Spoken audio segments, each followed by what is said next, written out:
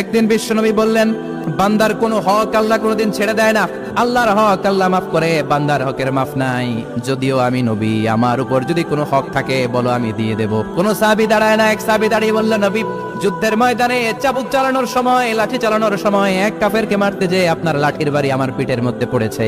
আপনি যেহেতু এই কিসাসটা আদায় করতে চান, আপনার পিঠে আমি লাঠির বাড়ি মেরে এটারে শোধবোধ করে দিতে চাই। সাইয়েদনা ওমর ফারুক হাতের জামা এরকম পড়তে শুরু করছে, আয় দিকে আয়, তোরে শোধবোধ করাই। বিশ্বনবী বললেন, ওমর রাখো, এটা বান্দার হক, মিটাতে দাও।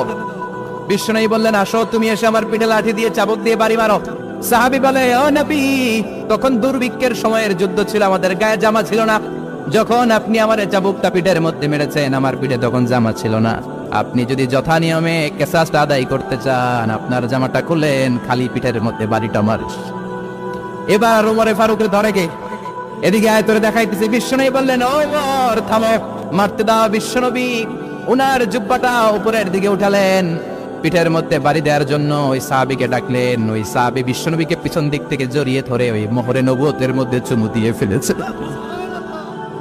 সাহাবী বললেন, নবী গো, এই নাটক করার জন্য আপনি আমারে মাফ করে দিয়েন।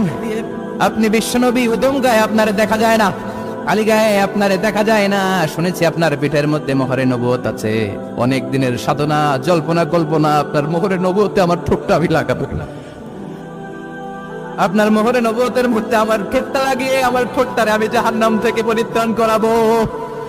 এজন্য প্ল্যান প্রোগ্রাম করে এতক্ষণ আপনার জামাটা খুলতে বলেছি। আপনার উপরে আমার কোনো হক নাই। আমার আব্বা আম্মা, আমার সম্পদ, আমার জীবন আপনার জন্য কোরবান গো নবী। বিশ্বনবীর পিঠে বাম দিকে খাতামুন নবুওয়া ছিল, মাহরে নবুওয়া। কোন বর্ণনা এসেছে উনি এই মাহরে নবুওয়া দিয়ে পিছন দিকে দেখতেন। বিশ্বনবী যখন নামাজ পড়তেন উনি বলতেন, ইস্তাকিমু ওয়া আ'তাদিলু ইয়ারহামুকুমুল্লাহ, কাতার সোজা করো, ফাঁকা জায়গা বন্ধ করে দাও, কারণ আমি সামনে যেমনি দেখি পেছনেও তেমনি দেখি।